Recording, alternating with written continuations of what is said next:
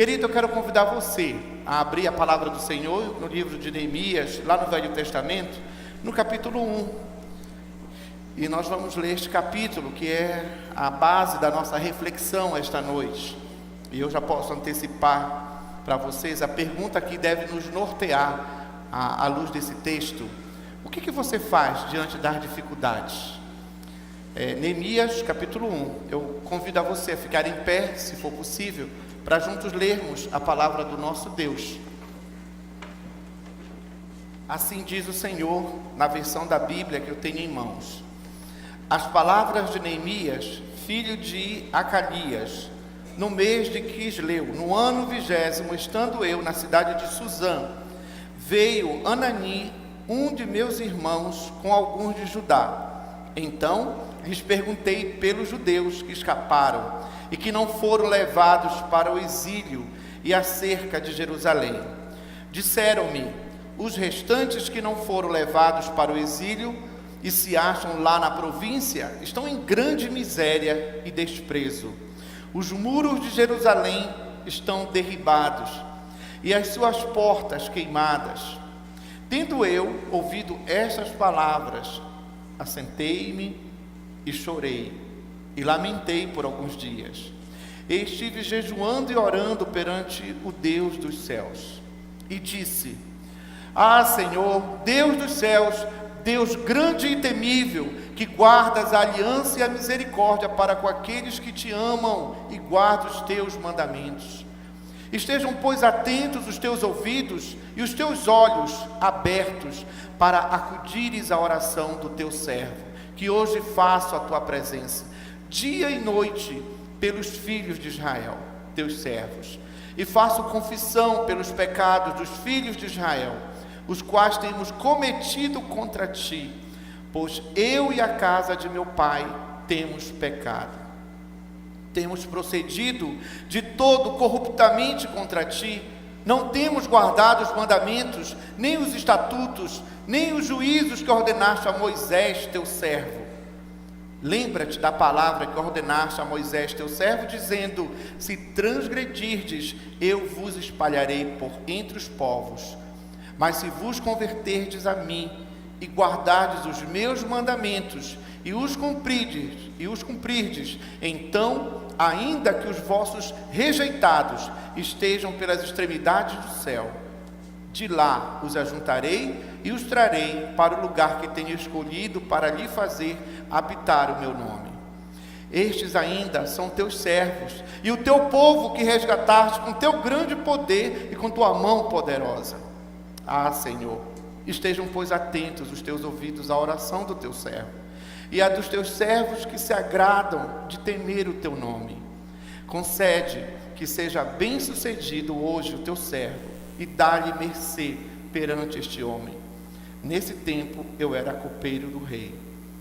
O que você faz diante das dificuldades? Vamos orar mais uma vez, meu irmão? Pai, obrigado, porque nós estamos aqui para, acima de tudo, ouvir a tua voz.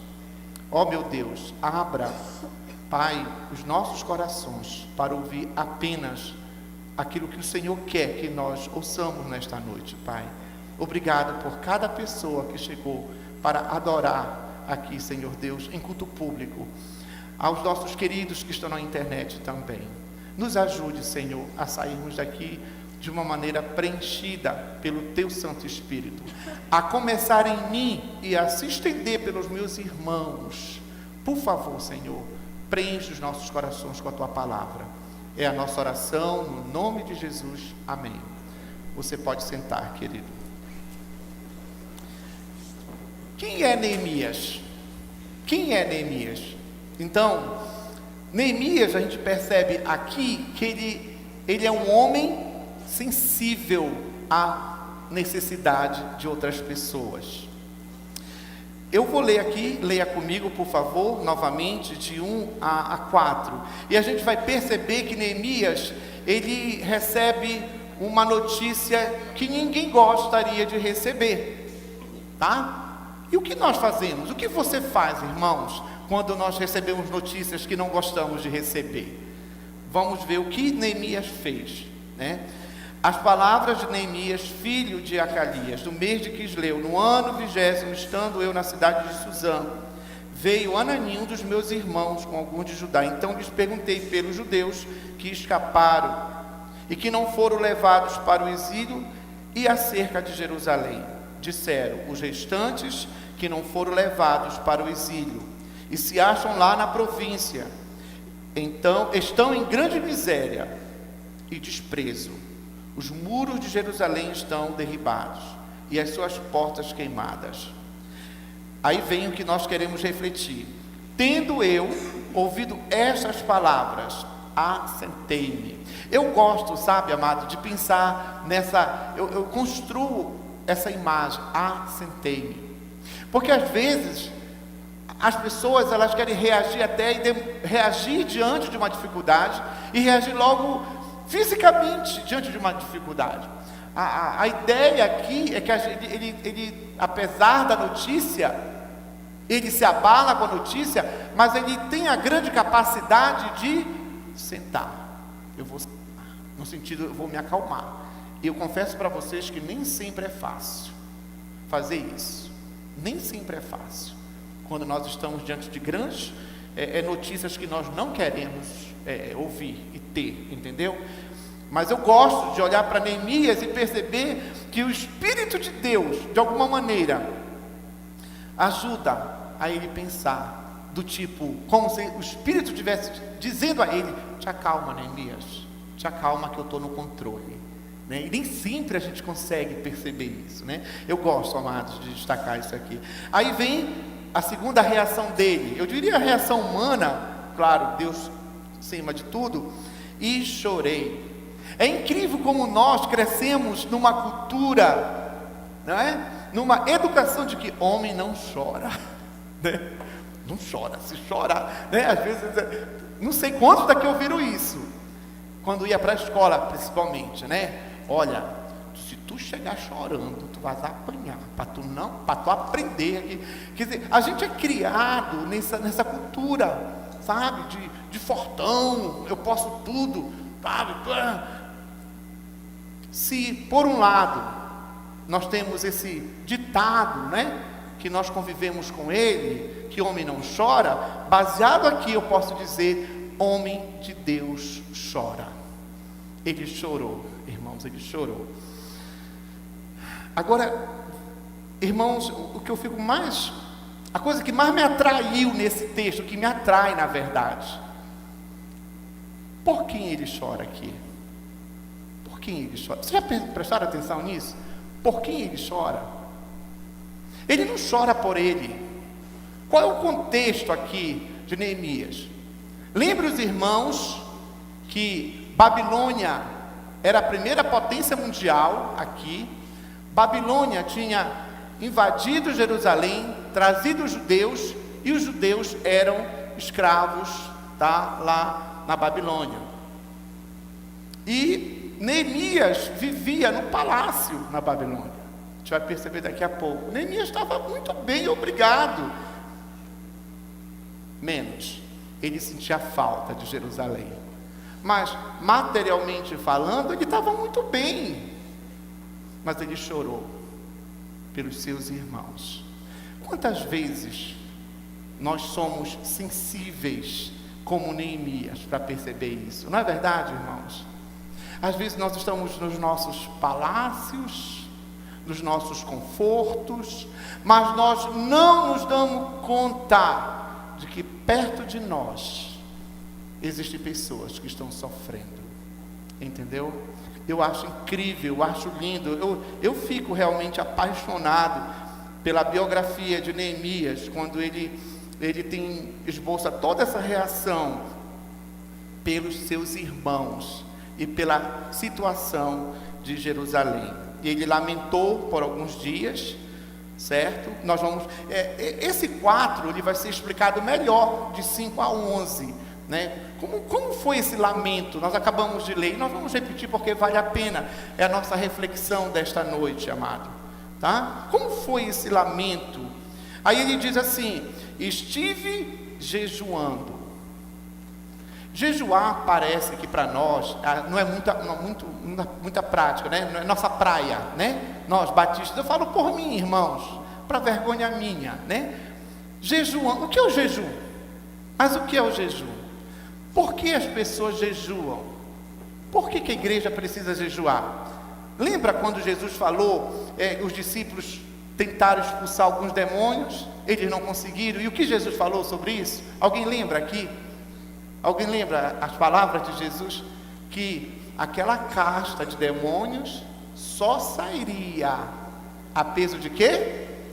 Jejum e oração. Ou seja, o jejum, ele tem o seu valor espiritual, o seu valor bíblico, mas trazendo para os nossos dias de hoje, e também nos dias de Isaías, as pessoas parecem que usavam o jejum como uma moeda de troca, né? Não, eu vou jejuar porque eu quero isso, eu quero aquilo, e parece que a gente tem um entendimento meio equivocado do jejum.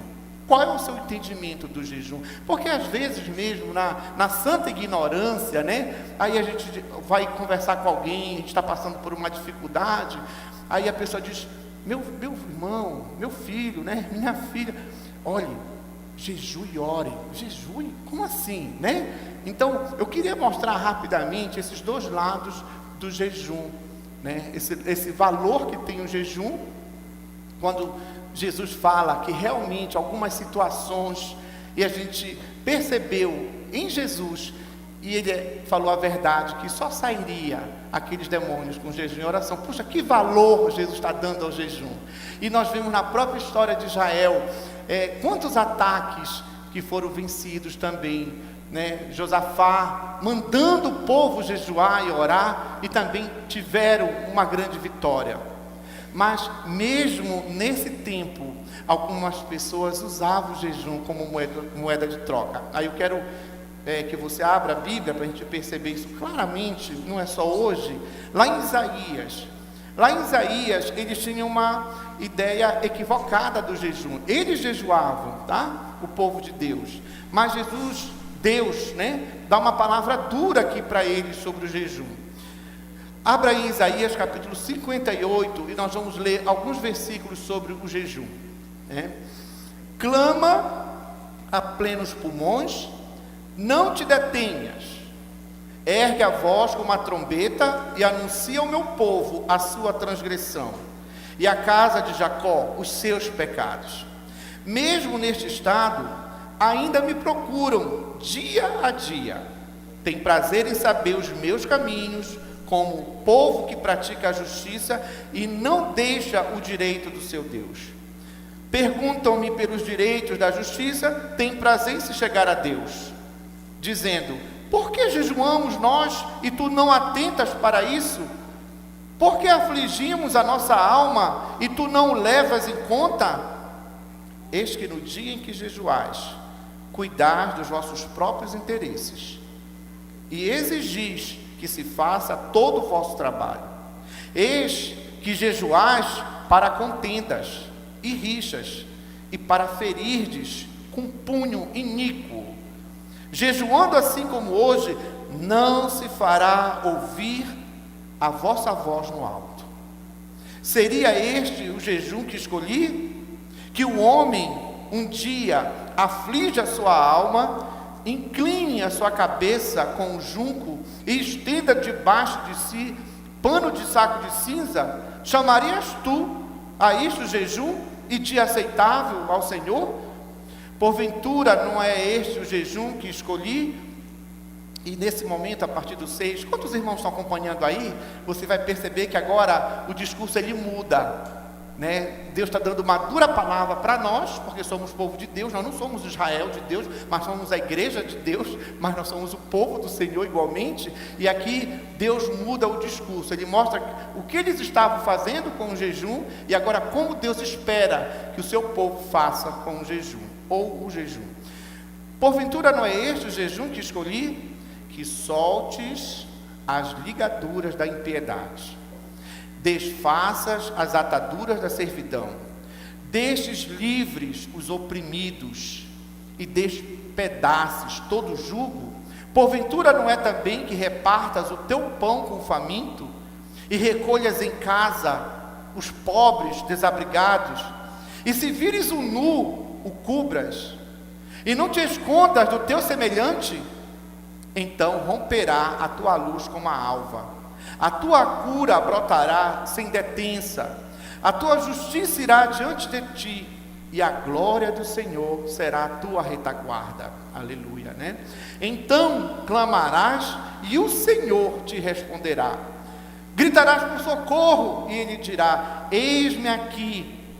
Se tirares do meio de ti o jugo, o dedo que ameaça, o falar injurioso, se abrires a tua alma ao faminto e fartares a alma aflita, então a tua luz nascerá nas trevas, e a tua escuridão será como o meio-dia. O Senhor te guiará continuamente, fartará a tua alma até em lugares áridos e fortificará os teus ossos. Serás como um jardim regado e como um manancial cujas águas jamais faltam. Os teus filhos edificarão as antigas ruínas, levantarás os fundamentos de muitas gerações e serás chamado reparador de brechas e restaurador de veredas, para que o país se torne habitável. Amém, irmãos?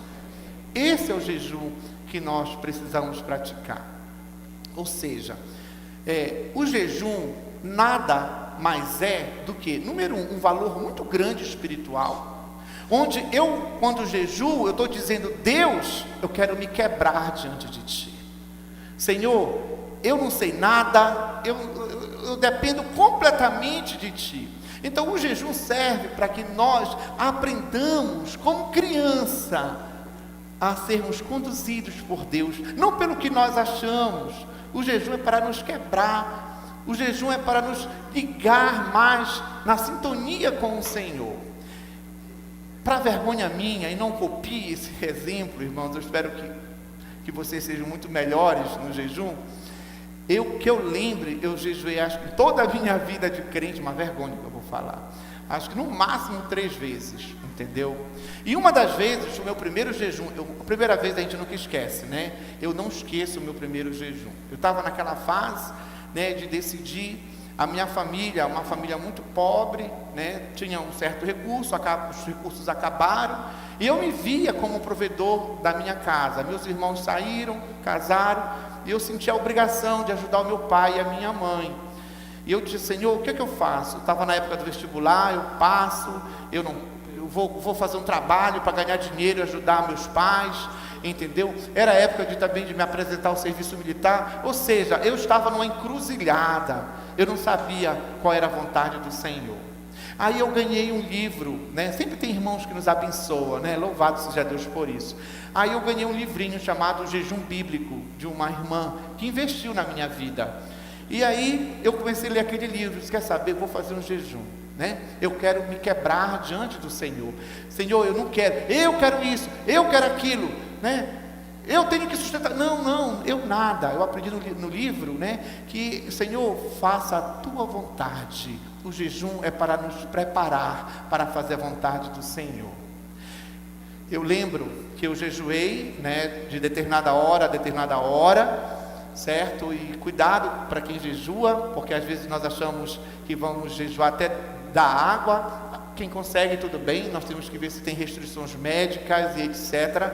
Tem que consultar um profissional, e na verdade o melhor profissional é a nossa consciência, porque naquela época do povo de Israel não tinha nenhum nutricionista, né, para ser consultado, mas eles tinham consciência realmente do que faziam.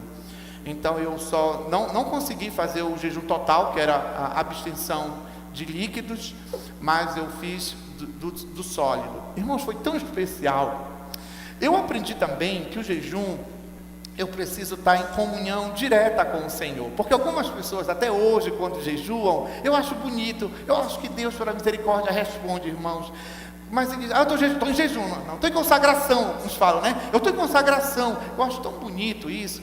Mas assim, aí eles vão fazer tudo o que eles têm que fazer, né? Aí eles vão para o trabalho, eu tenho a impressão de que não é por aí, entendeu? Eu tenho a impressão de que quando eu estou jejuando, eu não quero me colocar como exemplo, não quero ser um exibido, né? Mas eu aprendi naquele livrinho lá, que o jejum como Jesus fez, jejuou 40 dias e 40, ele foi para onde? Para o deserto, e lá ficou buscando a comunhão com o Pai.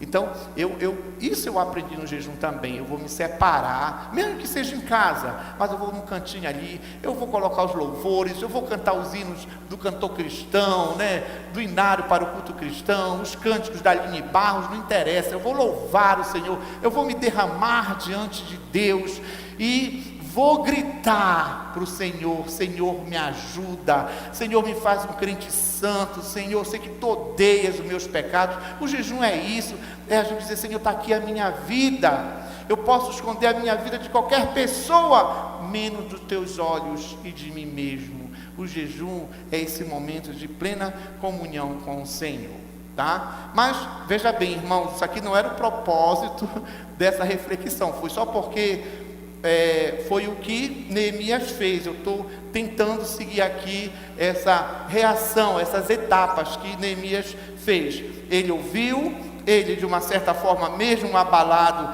ele teve condições em Deus de sentar, ele chorou, né? Chorou pela situação dos outros, que ele trazia para ele mesmo, ele era judeu, lamentou por alguns dias, jejuou. Talvez assim a gente tenha uma ideia agora, né? Porque ele estava orando perante o Deus dos céus. Aí a pergunta é: como foi a oração de Neemias? Vamos lá? Vamos entrar nesse mérito aí? Então, de 5 a 11, nós vamos ver como foi a oração de Neemias. E disse: Ah, Senhor, Deus dos céus, Deus grande e temível. O que eu aprendo aqui, irmãos, antes de nós continuarmos a comentar esses versículos? Eu penso que quando Neemias, ele fala com Deus e diz: Ah, Deus dos céus, grande e temível. Em outras palavras, ele está dizendo: Tu sabes toda essa situação. Tu sabes exatamente por que o povo está passando por isso. Tu sabes como está o meu coração. Que valor prático nós temos isso no dia a dia, irmãos? É porque às vezes nós achamos que Deus se esqueceu de nós, não é verdade? Irmãos, é tanta coisa acontecendo com a gente, ou no trabalho, ou em casa, não é verdade? A gente não está conseguindo se erguer, a gente não está conseguindo aquele trabalho que a gente quer, a gente está numa luta conosco, às vezes com os de casa, no trabalho, e a gente fica assim, querendo perguntar: por que Deus? Senhor, tu esqueceste de mim? Eu gosto de pensar que quando Neemias fala e afirma: Ah, Senhor, Deus dos céus. Quem criou os céus, irmãos? Deus. Ele está dizendo: Tu és soberano sobre todas as coisas, Tu és Senhor. Meu amado irmão, Deus é grande e temível aqui nas palavras de Neemias. O que você tem passado ultimamente? Pare um pouquinho. O que você tem passado ultimamente que você acha que Deus não está respondendo? Eu quero que você saiba, em nome de Jesus, pela palavra do Senhor, que Deus é soberano. Não há nada que aconteça com você, comigo, conosco, com a igreja dele, sem a permissão do Senhor. Creia nessa verdade. Todas as coisas cooperam para o bem daqueles que amam o Senhor, daqueles que são chamados segundo o seu propósito. Até uma doença, pastor, por que não? Até um acidente, pastor, por que não? Até um relacionamento quebrado ou ameaçado, por que não? Se a tua vida está nas mãos do Senhor, meu irmão, fica tranquilo, Deus é soberano. Agora, o X da questão é se tua vida não está nas mãos do Senhor. Aí sim, aí você está, não sei, né? No curso desse mundo aí, você quem sabe está seguindo, sendo conduzido por você mesmo, os seus né? Não sei, mas uma verdade eu sei: ninguém que é filho de Deus, que chama de Deus Pai, que olha para Deus e diz: Senhor, Tu és o Criador dos céus e da terra, Tu és o meu Deus. Ele sabe por quê e para que nós passamos por algumas circunstâncias difíceis. Creia, Deus tem um propósito em cada situação. Com certeza, aqui Neemias estava revelando, refletindo o caráter soberano de Deus. Continuando: que guardas a aliança e a misericórdia para com aqueles que te amam e guardam os teus mandamentos. Isso é importante, porque Neemias está consciente e ele vai demonstrar logo, logo o que está acontecendo com o povo. Estejam, pois, atentos os teus ouvidos e os teus olhos abertos para acudires à oração do teu servo. Olha que outra verdade maravilhosa que a gente pode pensar desse texto, irmãos. Estejas atento à oração do teu servo. Vocês sabem quantas pessoas existem no mundo hoje? Nosso mundo, a população mundial, alguém sabe? Mais de 7 bilhões de pessoas no planeta Terra. População do Brasil, alguém sabe a população do Brasil? Quanto? 8 milhões? 200, mais de 200 milhões, né? Muito bem, antenados aí. Acredita, irmão, Deus identifica o tom da sua voz. Olha que coisa maravilhosa, olha que verdade preciosa, irmãos. Olha que segurança para você e para mim. Em mais de 7 bilhões nesse planeta, em mais de 200 milhões de brasileiros, Deus sabe e Ele tem prazer em ouvir a tua voz quando tu oras. Amém, irmãos? Que coisa maravilhosa. Não desista. Ora, vai para o teu quarto, te tranca, ou vai na reunião de oração. Eu não sei, mas uma verdade eu sei, e Neemias, ele reforça isso aqui: estejam atentos teus ouvidos à oração do teu servo. Ele sabe o timbre da sua voz, e Ele tem prazer em nos ouvir, tá? Essa é a outra verdade. Ele continua aqui: que hoje faço a tua presença dia e noite pelos filhos de Israel, teus servos. Agora ele está mudando novamente, irmãos. Aqui ele vai mudar um pouco aqui a narrativa. Pelos filhos de Israel, teus servos. E faço o quê? Confissão pelos pecados dos filhos de Israel. Neemias está intercedendo pelo povo aqui, tá? O que aconteceu?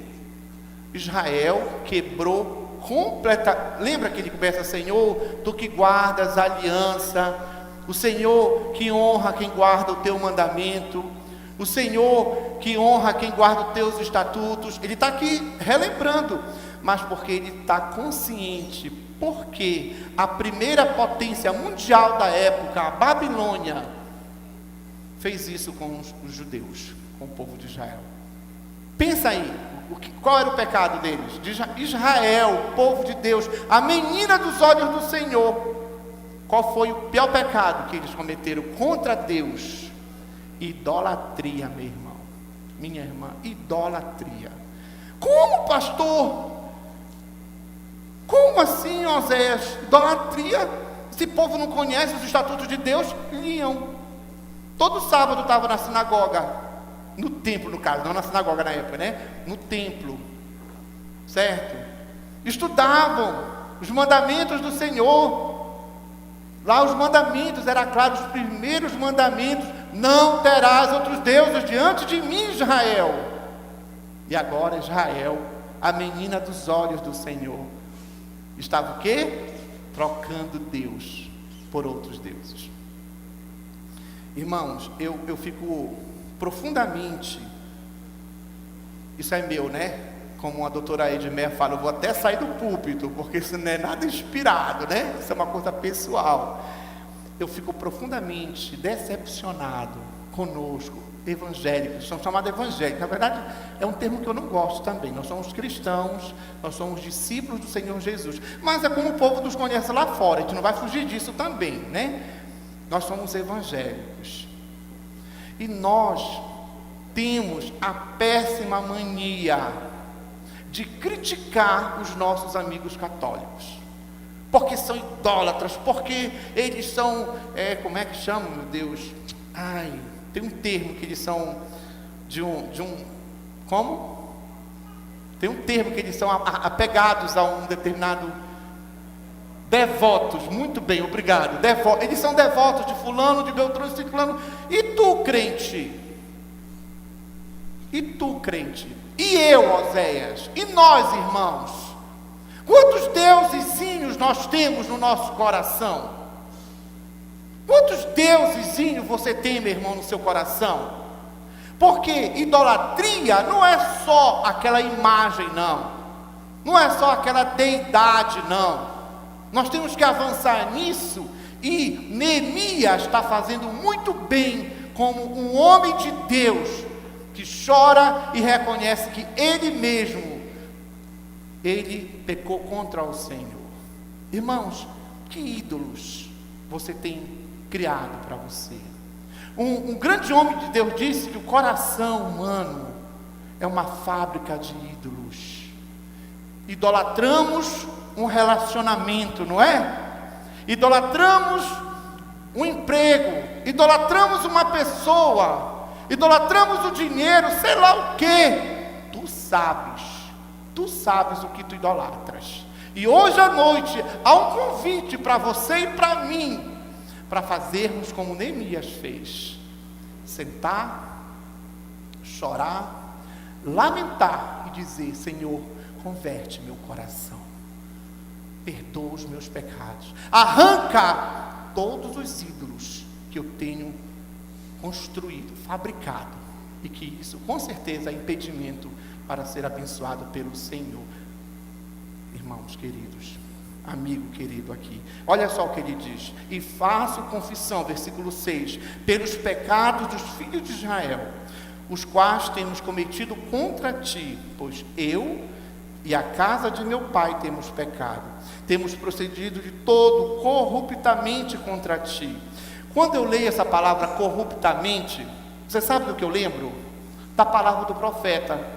Ele classifica o nosso coração como o quê? Que o nosso coração é o quê? Desesperadamente. Coloca esse modificador aí. É desesperadamente corrupto, enganoso. Esse é o teu coração, meu irmão. Esse é o meu coração. Nós somos assim, tá? É uma luta diária, irmãos. É uma luta diária nós estarmos na presença do Senhor. E por que não fazer o que Neemias fez? Nós estamos aqui analisando um pouquinho a oração de Neemias. Temos procedido de todo, Senhor, corruptamente contra ti. Não temos guardado os mandamentos, não temos guardado os estatutos. Observa que eles conhecem a palavra, como nós, irmãos. Às vezes nós somos PhD na Bíblia, não é isso? Fazemos cursos e cursos e cursos, sabemos tudo de Bíblia, mas nós não sabemos amar o próximo. Nós não sabemos colocar Deus em primeiro lugar. É incrível isso. Que Deus tenha misericórdia de nós, a começar em mim. Lembra-te da palavra que ordenaste a Moisés, teu servo, dizendo: se transgredirdes, eu vos espalharei por entre os povos. Era o que estava a situação agora de Israel. Mas se vos converterdes a mim e guardardes os meus mandamentos e os cumprirdes, então, ainda que os vossos rejeitados estejam pelas extremidades do céu, de lá os ajuntarei e os trarei para o lugar que tenho escolhido, para lhe fazer habitar o meu nome. Estes ainda são teus servos e o teu povo, que resgataste com teu grande poder e com tua mão poderosa. Ah, Senhor, estejam, pois, atentos os teus ouvidos à oração do teu servo e a dos teus servos que se agradam de temer o teu nome. Concede que seja bem sucedido hoje o teu servo, e dá-lhe mercê perante este homem. Neste tempo eu era copeiro do rei. Então, diante das dificuldades, o que foi que Neemias fez? Ele reagiu. Ele reagiu. Ele reagiu emocionalmente, ele reagiu de uma maneira espiritual, ele orou, ele confessou, ele estava onde, irmãos? Ele era o quê? Nesse tempo, eu era o quê? Copeiro do rei. Ele não estava lá na miséria. Onde é que estavam os judeus? Na miséria. Ele estava na miséria, irmãos? Sim, não, né? Não, enquanto ele mesmo. Mas quando nós entendemos que nós não somos um serzinho isolado do corpo de Cristo, irmãos, quando eu entendo que a sua dor é a minha dor, quando eu entendo que o seu choro é o meu choro, quando eu entendo que a tua alegria, o teu sucesso é a minha alegria, então nós começamos a perceber que, na verdade, tudo que te atinge, me atinge. É isso que Neemias está fazendo. Neemias poderia ter só, orado, lamentado, mas o quê? Continuado onde? No palácio. Ele era copeiro do rei. O que copeiro fazia? Era um privilegiado para começar, porque era um funcionário, nobre. Mas ele tinha grande responsabilidade. Antes que o rei comesse ou bebesse algo, teria que passar por ele. Olha que responsabilidade e privilégio, Então, com certeza, ele já estava preparando na oração dele uma ação.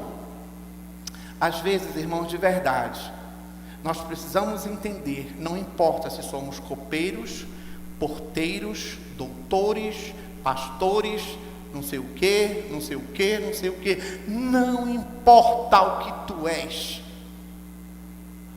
seja bênção através da tua profissão, te coloca à disposição de Deus, através daquilo que tu és, meu irmão.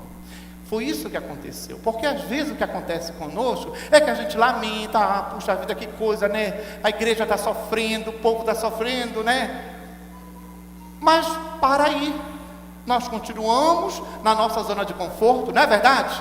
Irmãos, muitas vezes não é assim? Eu vou orar por eles. Não, irmão, eu vou orar por ti, tá bom? Neemias mostra que nós podemos ser muito mais além da oração. Nós podemos ser uma intervenção. Amém, irmãos? Nós podemos ser agentes modificadores. Nós podemos fazer intervenções, sempre, claro, debaixo da orientação do Senhor, sempre orando, buscando o Senhor, qual é a tua vontade. Lembra? O jejum nos quebra para isso, a oração nos conduz a isso. Então, queridos, aqui é essa outra lição.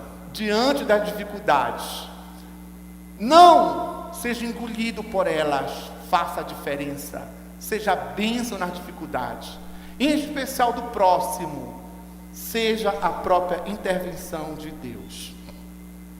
Capítulo 2. No mês de Nissan, no ano 20º do rei Artaxerxes, uma vez posto o vinho diante dele, eu o tomei, que era a função dele, para oferecer e lhe o dei. Ora, eu nunca antes estivera triste diante dele.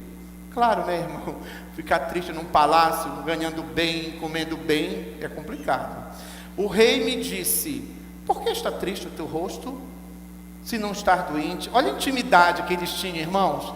Olha a intimidade do rei e Neemias, uma coisa maravilhosa, Por que está triste o teu rosto, se não estar doente? Tem que ser tristeza do coração. Então temi sobremaneira, porque segundo os estudiosos, ninguém podia se apresentar assim diante do rei, porque era o quê? Passivo de morte. Entendeu? Passivo de morte, mas ele foi legítimo aos sentimentos dele naquele momento ali, correndo o risco de morte, como a gente fala hoje. E lhe respondi: viva o rei para sempre, saudação costumeira. Como não me estaria triste o rosto, se a cidade onde estão os sepulcros de meus pais está assolada, e tem as portas consumidas pelo fogo? Disse-me o rei: que me pedes agora? Então orei ao Deus do céu, olha só, uma vida de oração, né? E disse ao rei: se é do agrado do rei, e se o teu povo, se o teu servo, melhor falando, achar mercê em tua presença, peço-te que me envies ajudar a cidade dos sepulcros de meus pais, para que eu a reedifique. E aí, irmãos, diante das dificuldades, lamentamos, buscamos o Senhor, mas nós vamos agir, amém? Vamos agir com aquilo que nós podemos agir.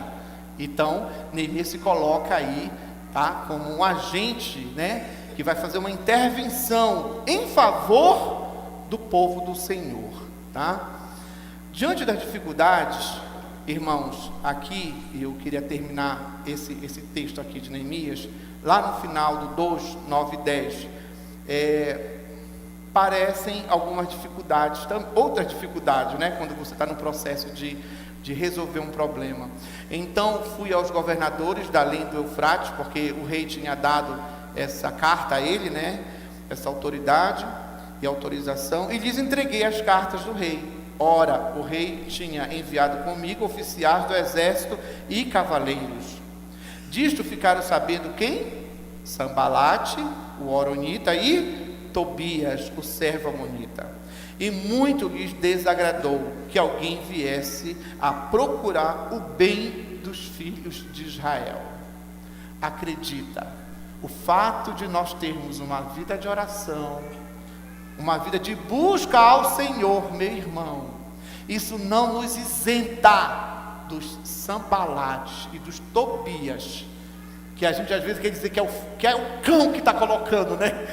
O cão que colocou essa pessoa na minha frente, pastor, irmão, não é o cão. E se foi o cão, é porque Deus permitiu. Soberania do Senhor, para trabalhar o seu caráter, para trabalhar o meu caráter. Irmãos, como isso me dói às vezes, é verdade. Às vezes eu fico envergonhado com as minhas reações, né? Estou ficando um velho, não é verdade, né? Um coroa, e eu fico assim, meu Deus, por que eu agi assim? Eu esqueci naquele momento de que pessoas difíceis que Deus coloca no meu caminho, é porque eu tenho sempre que lembrar que eu preciso amá-las, e que eu não posso reagir como eu quero reagir. Eu tenho que buscar sempre o Senhor, porque dele vem a solução, dele vem a salvação, irmãos queridos, amém? Irmãos, na prática, que lições maravilhosas nós temos aqui, não é? Diante das dificuldades, nós devemos deixar de ser egoísta, porque às vezes nós olhamos só para nós, para o nosso problema, e os outros, nós precisamos, diante das dificuldades, nunca esquecer que Deus é soberano, todas as coisas cooperam. Qual é a dificuldade que tu tens passado, meu irmão? Meu amigo, qual é a dificuldade que você tem enfrentado? Saiba que é Deus que está permitindo isso na tua vida. Para quê? Para que tu vás aos pés do Senhor. Você faça como Neemias fez. Vá aos pés do Senhor. Clame a Ele. Busque um relacionamento com Ele. Lamente os seus pecados. É isso que nós precisamos fazer. Sermos humildes para entender, Senhor, não é na minha força, não é como eu quero, é na tua força, é como tu queres. Ou seja, é a base de oração, é guardando os mandamentos do Senhor. E essa história de Neemias me faz lembrar de uma esperança, irmãos. Neemias foi alguém que representou o povo dele, muito bem representado. Ele intercedeu pelo povo. Neemias foi arrancado de Jerusalém, e o desejo que ele tinha de reconstruir os muros, porque os muros significavam naquela época paz, era sinônimo de poder, de proteção. Alguns muros têm caído em nossas vidas e nós não temos paz. Eu quero te dizer que esses muros para nós hoje significam Jesus Cristo, porque esse muro naquela época era sinônimo de paz. Quem é a nossa paz? Quem foi que disse: deixo-vos a minha paz, A minha paz vos dou, não vos la dou como o mundo a dá. Credes em Deus, crede também em mim. Jesus Cristo, meu irmão, não importa as dificuldades que você tem passado, não importa, mas você precisa experimentar no meio delas ter paz.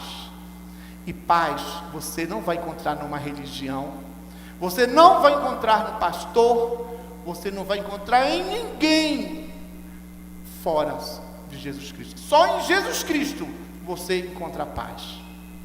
E eu quero encorajar essa noite, você que está aqui, se você já é um servo de Deus e você não tem tido paz, aproveite esse momento para orar ao Senhor. Quem sabe você mesmo tem feito escolhas erradas, antibíblicas, que Deus não aprova, e é claro, a gente não pode ter paz dessa maneira. Mas, quem sabe também, tem outras pessoas aqui, que nunca olhou para Jesus com essa esperança. Então não perca tempo, receba Jesus como teu muro, como aquele homem que vai te dar paz, aquele homem que vai te dar proteção, e vai te dar poder para enfrentar essas dificuldades.